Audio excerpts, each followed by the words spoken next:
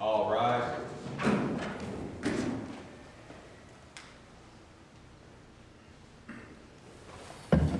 Court of Appeal minute for the Fifth District of the State of Florida is now in session. The Honorable Richard B. Orfinger, Judge, presiding. All persons having business before the court, draw near, give attention, and you will be heard. May God save the United States of America, the State of Florida, and this honorable court. Please be seated.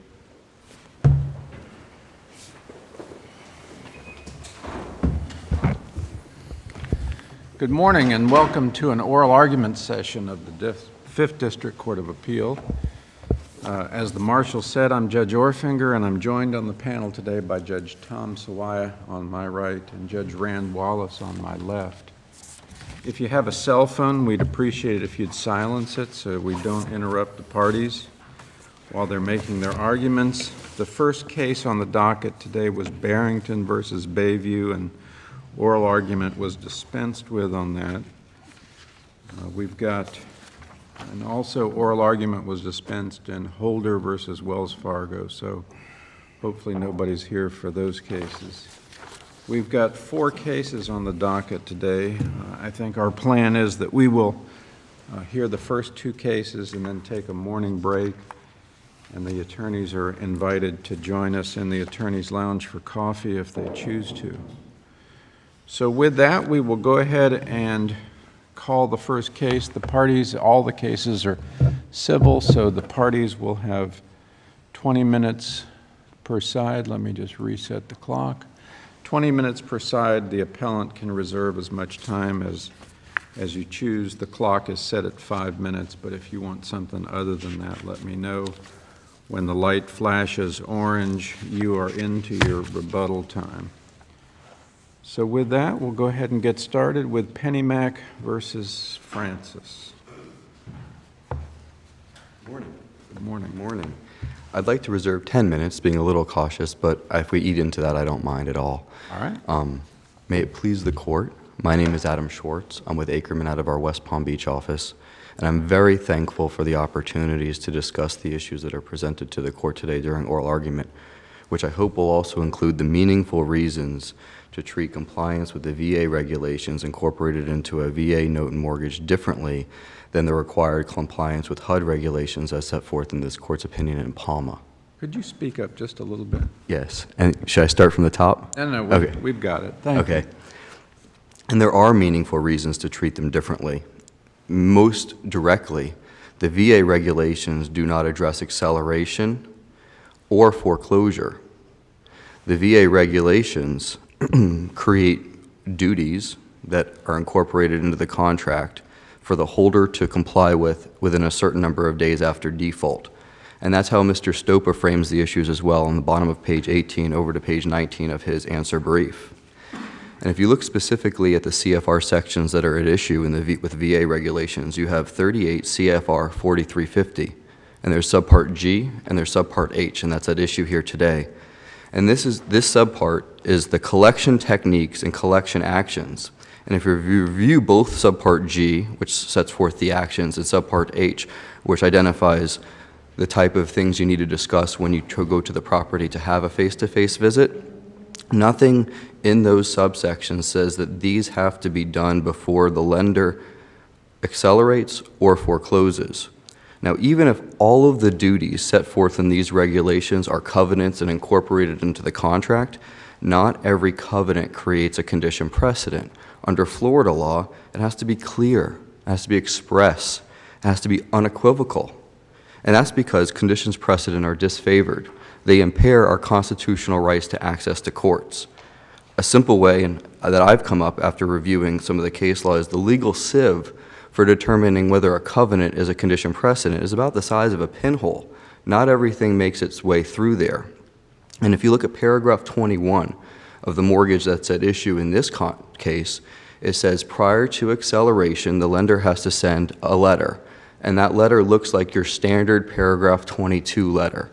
And in this record, that letter was undisputably sent and it was received.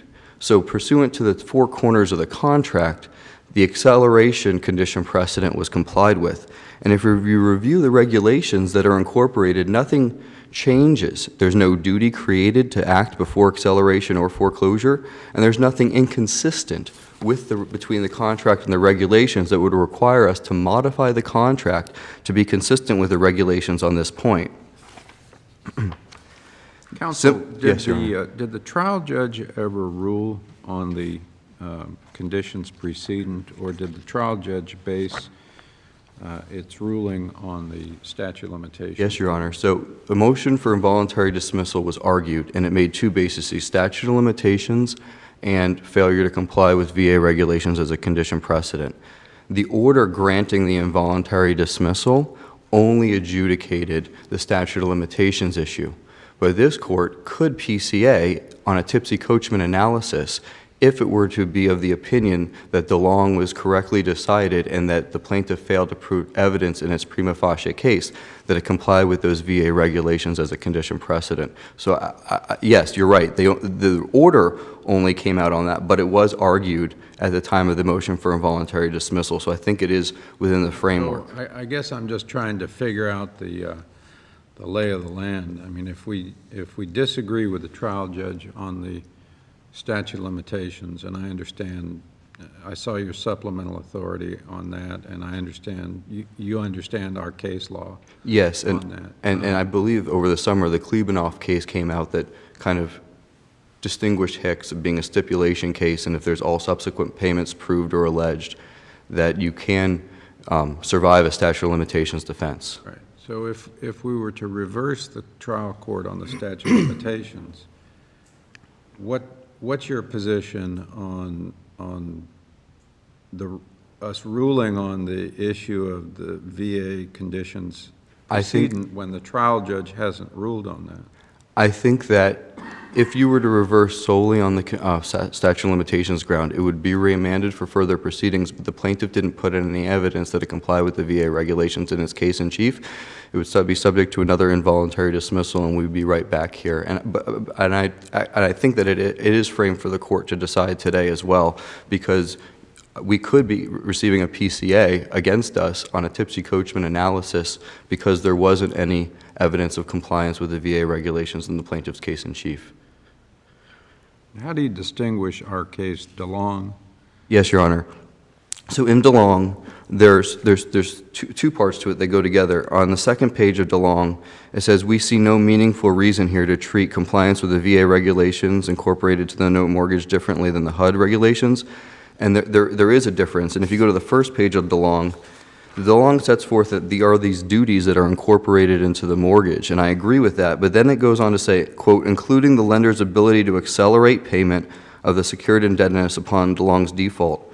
I can't find that anywhere in those regulations. I respectfully submit that that went farther than the regulations provide and rewrote the parties' acceleration agreement within paragraph 21 of the mortgage.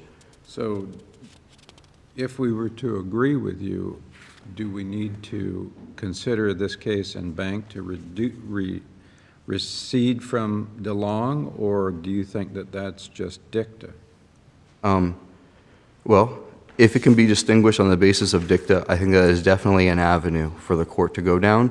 But I wish the process wasn't so tedious, but it might require an en banc review of DeLong to review those regulations to see if there truly is a limitation on the lender's ability to accelerate payment of the secured indebtedness within the regulations that creates that duty before acceleration, or that there's any inconsistency between the regulations and paragraph 21 of the mortgage. Is it your position that DeLong was wrongly decided? Yeah, our position is that DeLong was wrongly decided because it included it made a statement saying that the duties that are imposed upon the lender in the regulations include the lender's ability to accelerate, or a limitation on the lender's ability to accelerate payments of the secured indebtedness upon the borrower's default, and you just don't. If we say DeLong was not wrongly decided, is that it for you? Except for the dicta analysis, yes, I have to concede that there was no evidence in the plaintiff's case in chief that they complied with it. So your argument isn't that we substantially complied, we got close. you concede that there was no evidence that they attempted to comply. Yeah, and the substantial compliance argument is interesting. There is this breach letter, and if you go down that road, there's case law that says that even if you don't comply unless there's prejudice, it's not going to operate in effect, but to preclude the case. But in the foreclosure context, we also have this line of cases that say that if you don't comply at all, that's not good enough. But if you substantially comply, then that's going to be good unless they can show prejudice. I see a split between traditional contract condition precedent and foreclosure contract precedent on that, but I'll admit in the foreclosure context, it seems to be that if you don't do it at all, that's a problem. But if you do it substantially and they can show, and there's no prejudice, then that's going to be sufficient. Did the property owner here raise the lack of compliance as an affirmative defense? I would say it's less than clear, but you could maybe say that it wasn't argued with alleged with specificity and particularity. But You didn't move to strike their affirmative defense. No, and unfortunately for this record, they didn't make an issue of that out of the trial, so I don't know how helpful that would be on appeal. We got a notice of supplemental authority regarding McIntosh versus Wells Fargo, 226 7th 3rd 377. You had an opportunity to read that case? That's the one that came in yesterday for the last, I think that came in yesterday, and it was cited for the proposition that substantial compliance is not available in this context. I would disagree with that. I don't think that that case holds that. I think that in that instance, whatever evidence was offered of substantial compliance was unavailing to the court, but I don't think the court went so far as to say substantial compliance is always off the table when you're dealing with a contractual condition precedent, which it is. I mean, it wouldn't be here if there wasn't a mortgage. There are regulations, but the way that they come in is that they are incorporated into a contract. So it's a contractual condition precedent. It's not statutory. And if you look at substantial compliance that you're saying that you may have complied with, it was just purely from a factual basis, the letter, correct? Yes. There was no meeting, there was no attempt to reach out to... Based on the record, there was no evidence of anything else besides the paragraph 21 letter. Yes, Your Honor. But look at the FHA regulations, which I think we need to do, because DeLong said that there doesn't see a distinction between the two, but there are meaningful distinctions. The FHA regulations in 203-500 say it is the intent of the secretary that you give face-to-face before you foreclose. If you look at 203-604 subpart B, which is the face-to-face rule for a HUD FHA mortgage, it says that the lender has to do the face-to-face at least 30 days before the foreclosure. I mean, those are operative terms that lend a court to determine maybe there is an express requirement that can be a condition precedent. It fits through the pinhole, perhaps, and that's a debate for another day as well. But the distinction between FHA and actually tying the duty to the remedy of foreclosure and the absence in the VA regulations of creating a duty but not tying it to any acceleration or foreclosure is meaningful and material. Respectfully. With that, I'd like to save the rest of my time for rebuttal. Yes, sir. You've got almost 9 minutes. Good morning.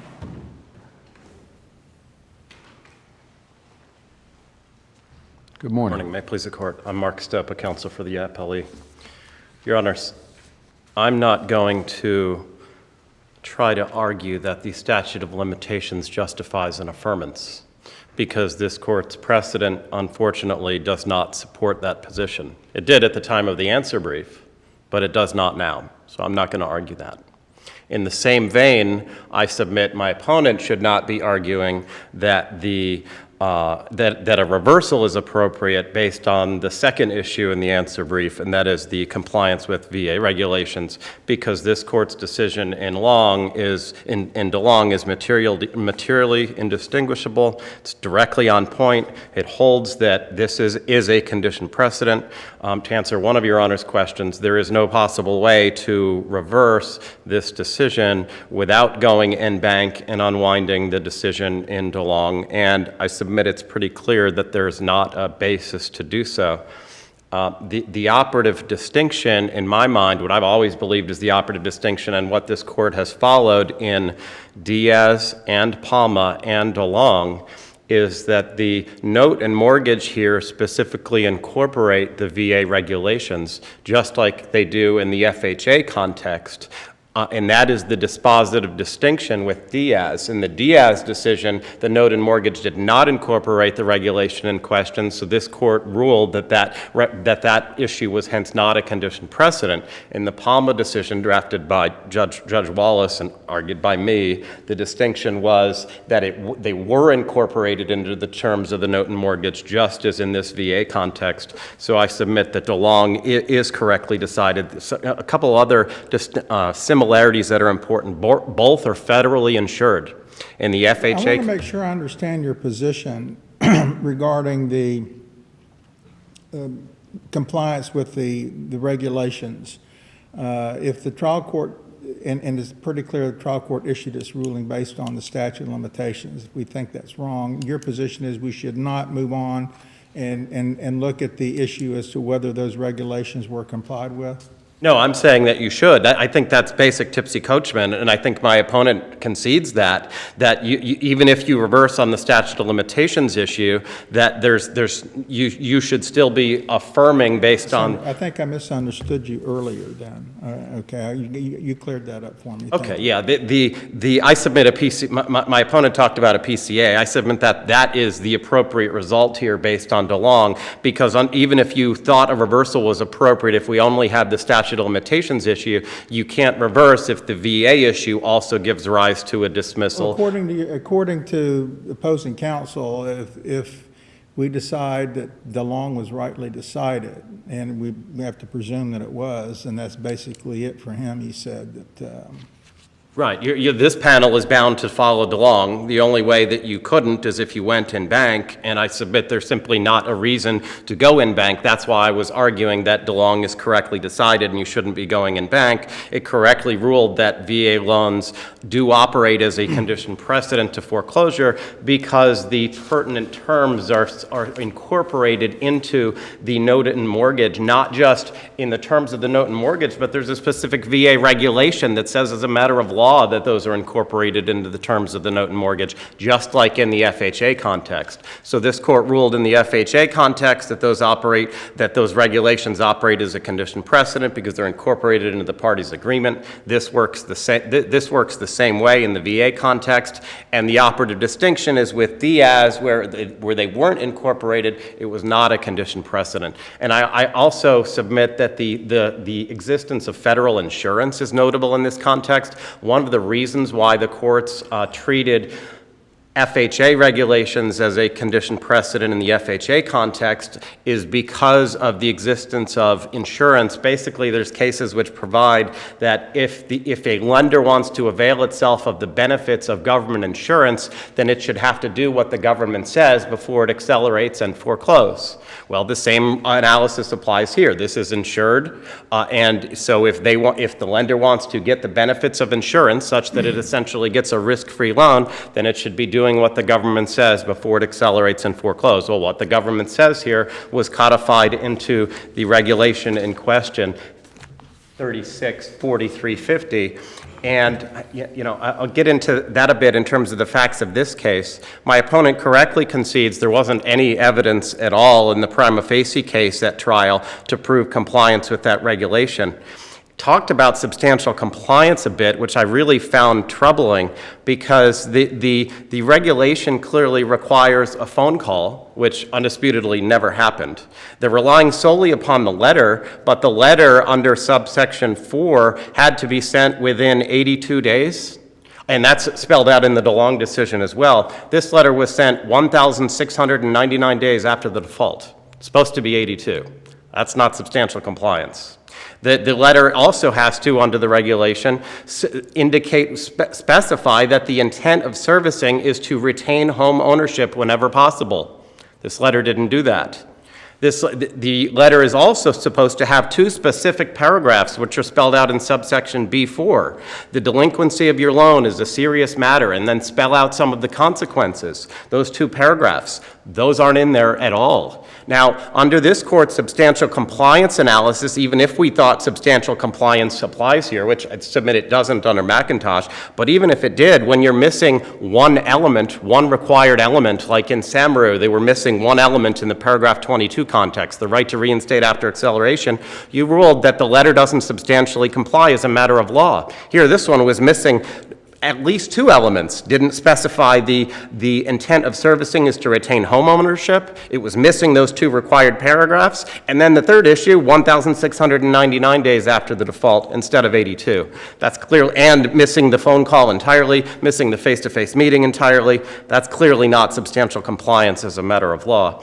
And I do submit that this court's McIntosh decision does appropriately indicate that compliance is the standard in an analysis like this, not substantial compliance. The last paragraph of the decision indicates compliance with HUD regulations was a condition precedent to bringing a foreclosure action.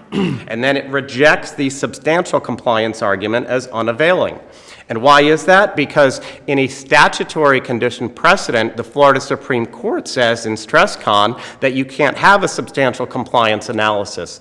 That's different than a contractual context, because in a contract setting, the parties have negotiating power to draft a provision, and so, or to include or exclude provisions in a contract. So we employ a substantial compliance analysis. But for a statutory condition precedent, you have the legislature, or in this case, Congress, drafting the pertinent regulation. If Congress wanted a compliance and a substantial compliance analysis or a prejudice analysis, it would have specifically said so in the regulation.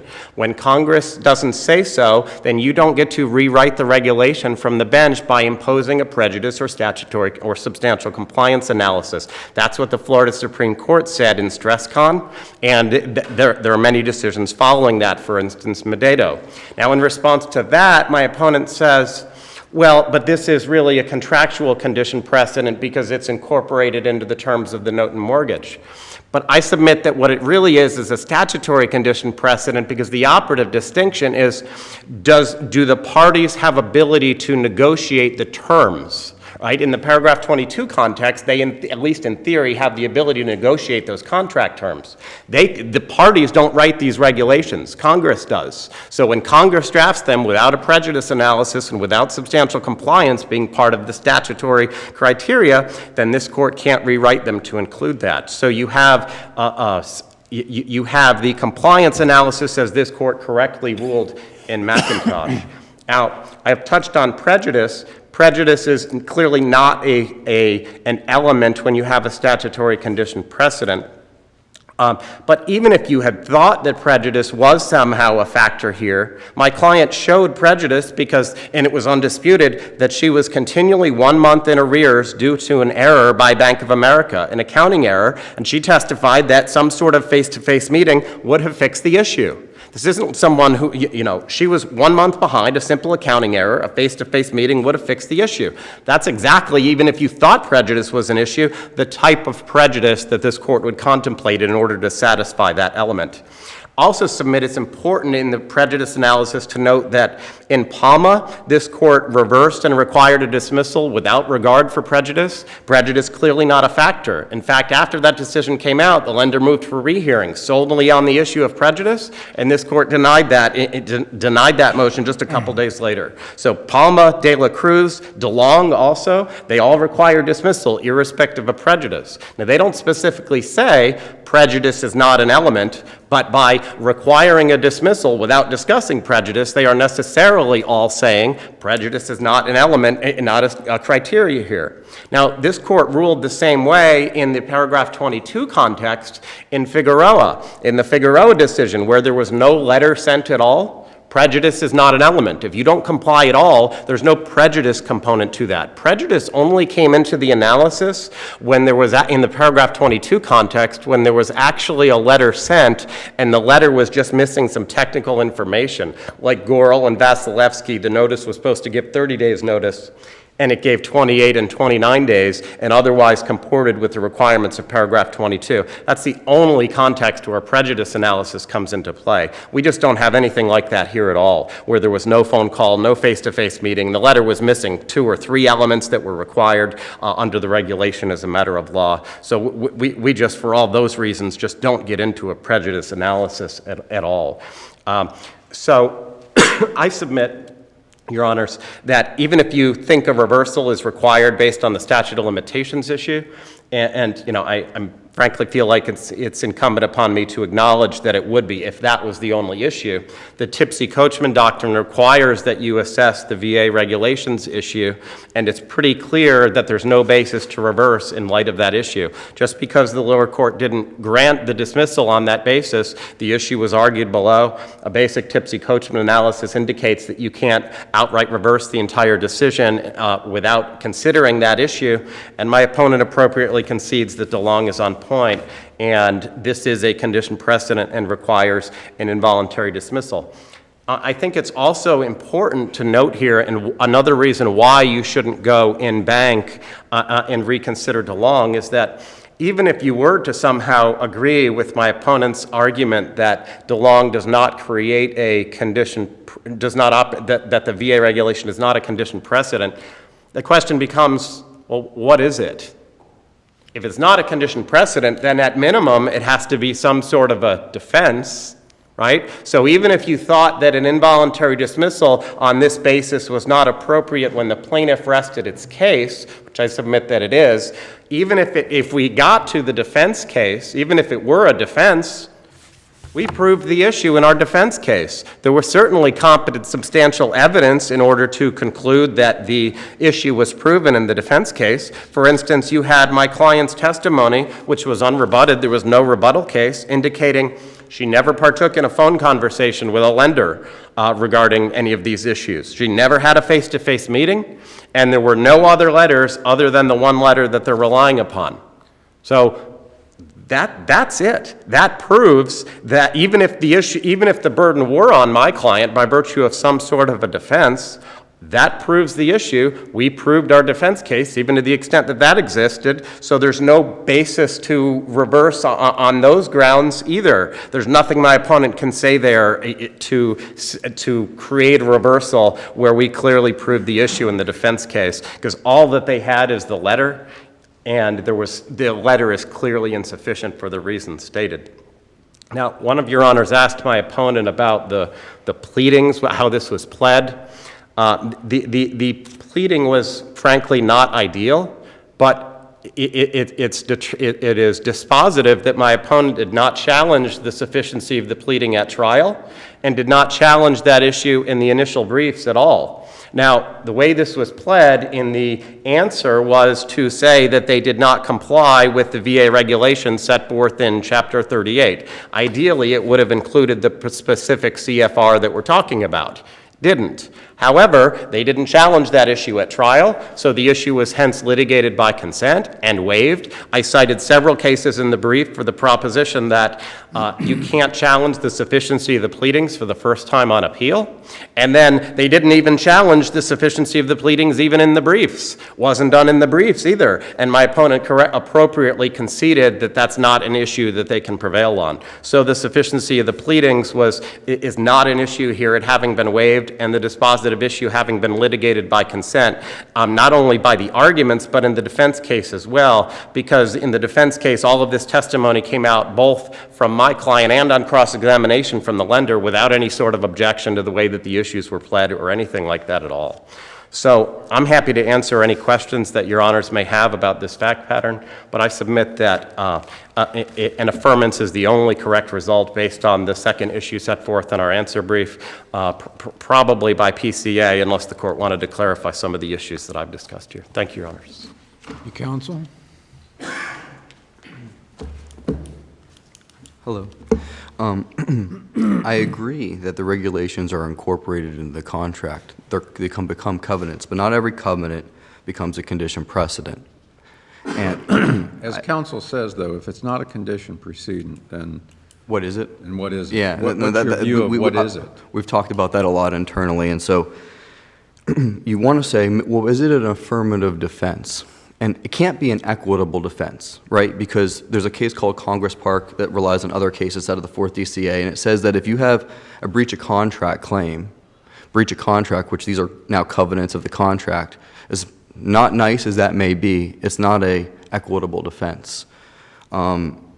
There's two cases that A are... case in the context of a foreclosure, Yes. wasn't Yes, Congress Park out of the 4th DCA. And so there are two cases that are cited by opposing counsel that are not from the state of Florida, but they're the only two cases that touch on VA regulations at all that he cites, and that's Corbin and Ransom. And I think that they're interesting because it says, kind of shows you what the remedy is.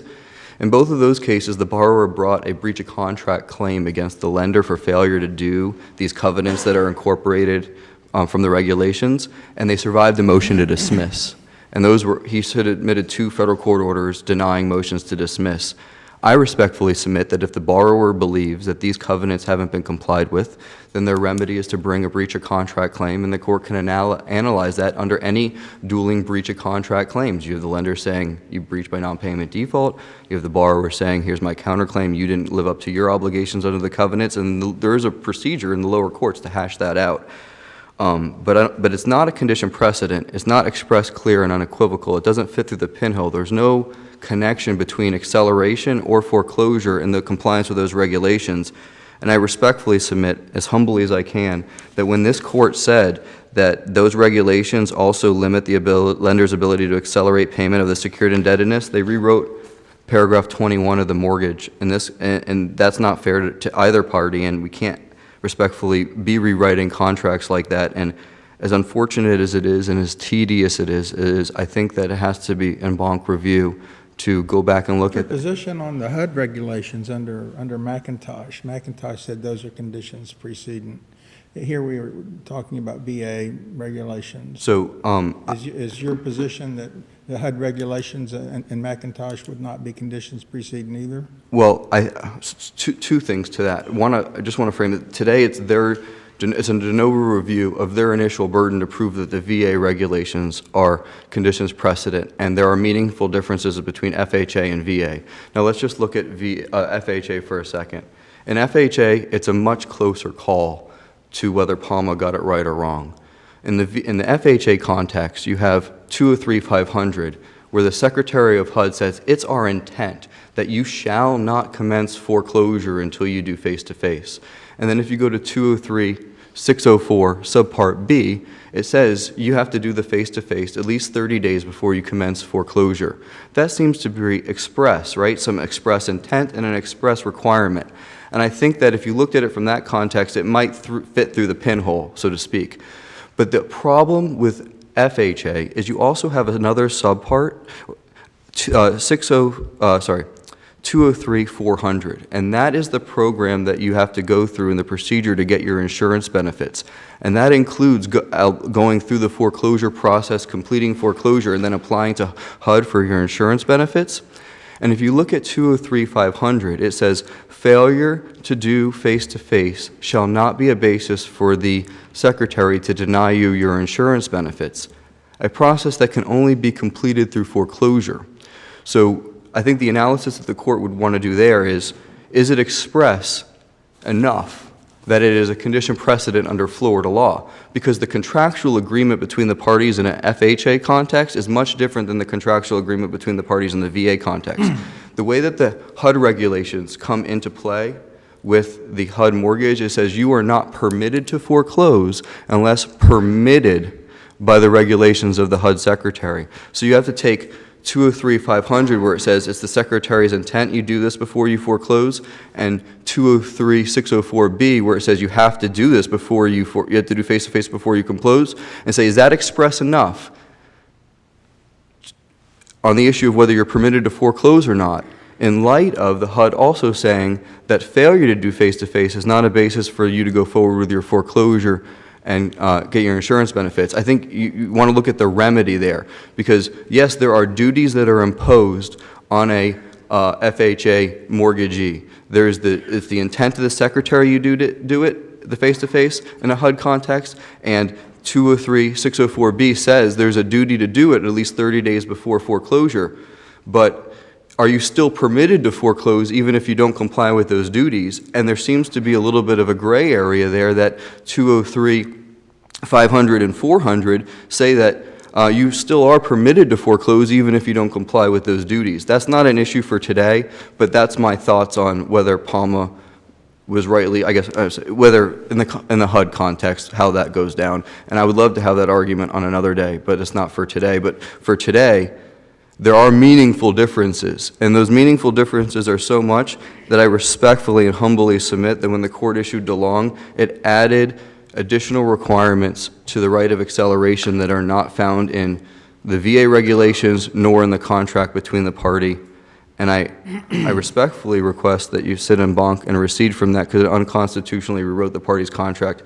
And I know that Is this the only district court that follows the DeLong rationale? I am not aware of any other DCAs that have adopted DeLong. There have been a couple other that have adopted Palma. Okay. If there are no other further questions. So maybe the author of Palma got it right, maybe? For the purposes of today, maybe, but I would love to have that conversation another day. Thank you, Your Honor. Thank you, counsel. Thank you both.